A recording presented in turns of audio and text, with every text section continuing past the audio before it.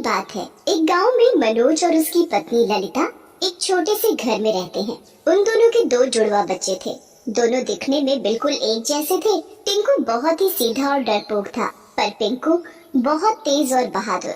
चल टिंकू, तालाब में मछली पकड़ने चलते हैं, बड़ा मजा आएगा। नहीं नहीं, माँ ने तालाब के पास जाने को मना किया है ना, हम अभी छोटे हैं।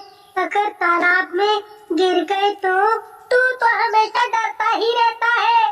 तेरी वजह से मैं भी नहीं जा पाता, वरना तू माँ को शिकायत कर देता है। चल अब खाना खाने चल, बहुत भूख लग रही है। अगले दिन गांव में रूपमती नाम की एक बहुत ही सुंदर औरत वहां रहने के लिए आती है। सब लोग उसे देखकर बड़े हैरान होते हैं कि वो अकेली यहाँ उनके गांव में रहने क्यों आई है। अरे बहन, तुम्हें यहाँ पहले तो कभी नहीं देखा। जी, मैं पास के गांव से आई हूँ। एक दुर्घटना में मेरे दो बच्चे मर गए। उसके बाद मेरे पति और सास ससुर ने अब मुझे घर से निकाल दिया। वहाँ सब मुझे मनहूस मनहूस बोलते हैं, जैसे मैंने ही अपने बच्चों को मार दिया हो। मेरे माँ बाप तो पहले से ही इस दुनिया में नहीं है, जो उनके पास चली जाती।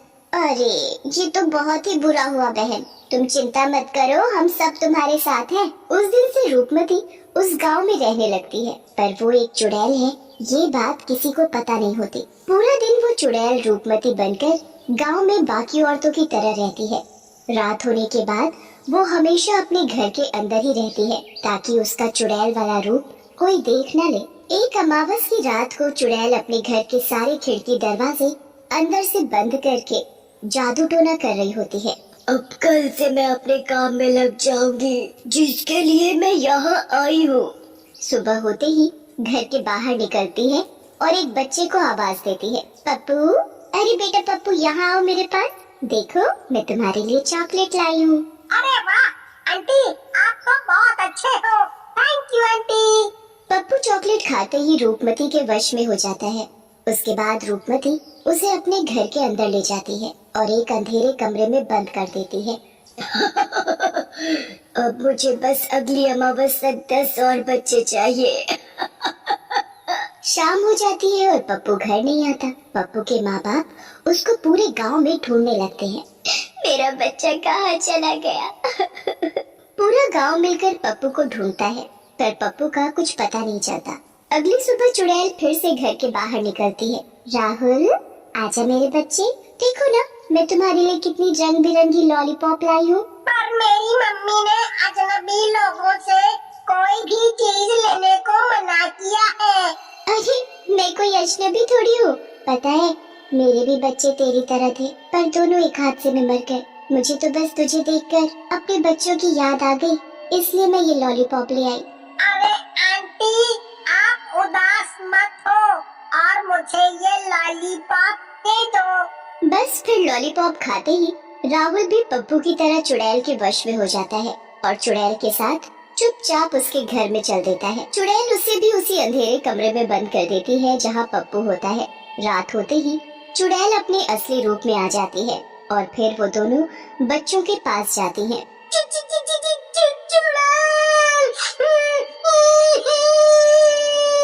हाँ, मैं बहुत बुरी चुड़ैल हूँ, जो अमावस की रात को तुम सब बच्चों को मार डालेगी।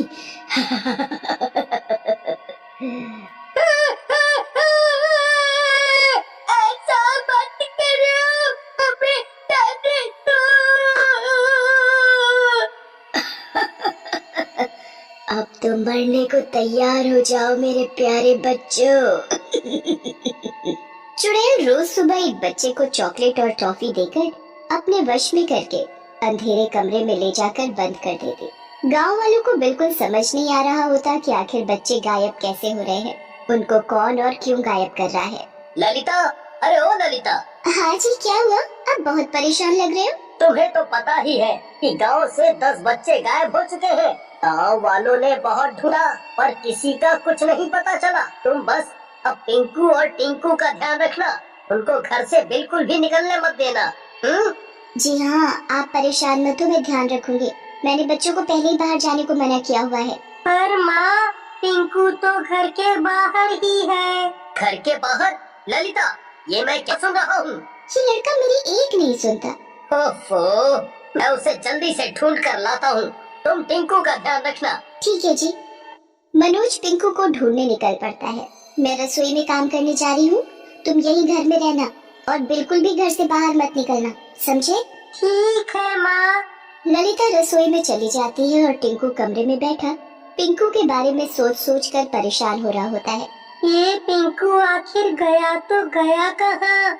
जैसा कि बाबा ने बोला कि गांव से बच्चे गायब हो रहे हैं, तो मतलब कोई है जिसे सिर्फ बच्चों से मतलब है।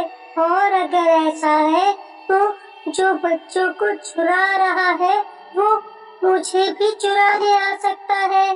क्यों न मैं इसी का फायदा उठाकर टिंकू को ढूंढने की कोशिश करूं।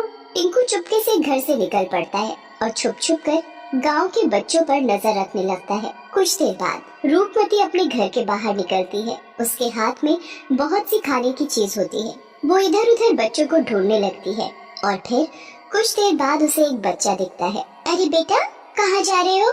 मैं घर जा रहा हूँ। माँ ने बोला है कि घर के बाहर नहीं घूमना।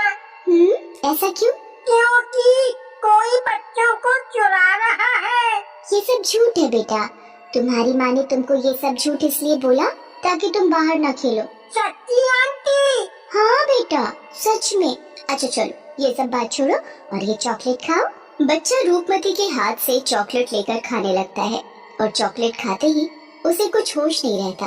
रूपमती उस बच्चे का हाथ पकड़कर उसे अपने घर में ले जाती है। टिंकू पेड़ के पीछे छिपकर सब कुछ देख रहा होता है। ये आंटी इस बच्चे को अपने घर में क्यों ले जा रही है? मुझे जाकर देखना चाहिए। टिंकू छिपकर खिड़की के बाहर से देखने लगता है कि रूपमती कैसे उस बच्चे का हाथ पकड़कर एक खुफिया रास्ते से नीचे ले जा रही है। टिंकू चुपके से घर के अंदर जाता है और रूपमती का पीछा करता है।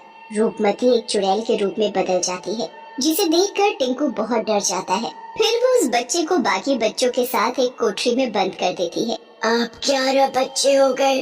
आज अमावस है, कुछ ही देर में रात होने वाली है। बस तभी मैं तुम सबकी बलि चढ़ाऊंगी और हमेशा के लिए अमर हो जाऊंगी। हे भगवान, ये तो एक चुड़ैल है। इसने गांव के सारे बच्चों को चुराया है और मेरे भाई पिंकू को भी। मुझे इन सबको बचाना होगा। चुड़ैल पूजा की तैयारी करने लग जाती है। चुड़ैल के जाते ही टिंकू जल्दी से बच्चों के पास जाता है। टिंकू, तुम आ गए। हमें बचा लो टिंकू, ये चुड़ैल हमारी बलि देने वाली है। हमें बचा लो। डरो मत टिंकू, मैं तुम सबको बचा लूंगा। टिंकू बाहर जाता है और सब गांव वालों को उस चुड़ैल के बारे में बता देता है। गांव वाले एक पंडित के पास जाते हैं। गांव के बीचों बीच एक गड्ढा खोदो और जो मैं बताऊं उस गड्ढे के बीच में रख दो। उसके बाद तुम्हें उस चुड़ैल को कैसे भी करके उस गड्ढे में गिराना होगा।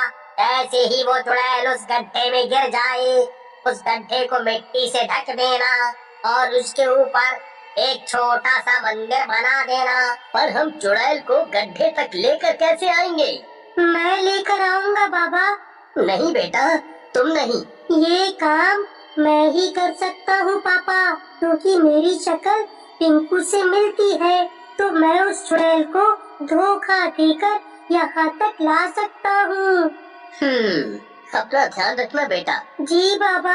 चुड़ैल सब बच्चों को एक जगह गोला बनाकर उसमें बिठा देती है और पूजा करना शुरू कर देती है। तभी वहाँ दूर से टिंकू आकर चुड़ैल को आवाज देता है। अरे, मैं तो यहाँ हूँ। मेरे बिना तुम्हारी पूजा कभी पूरी नहीं होगी। चुड़ैल टिंकू को पिंकू समझने लगती है और वो बिना बच्चे गिने ये सोचने लगती है कि 11 बच्चों में से पिंकू गायब है।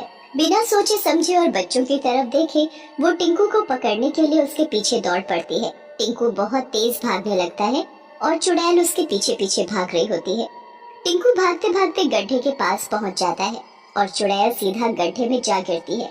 गांव के लोग जल्दी से गड्ढे को मिट्टी से ढकने लगते हैं। निकालो, मुझे बाहर निकालो। चुड़ैल चिल्लाती रह जाती है। लोग गड्ढे को पूरी तरह से मिट्टी से ढककर उसके ऊपर एक मंदिर बना देते हैं। उसके बाद सारे बच्चे आजाद हो जाते हैं और टिंकू की बहादुरी के लिए लोग टिंकू को इनाम देते हैं।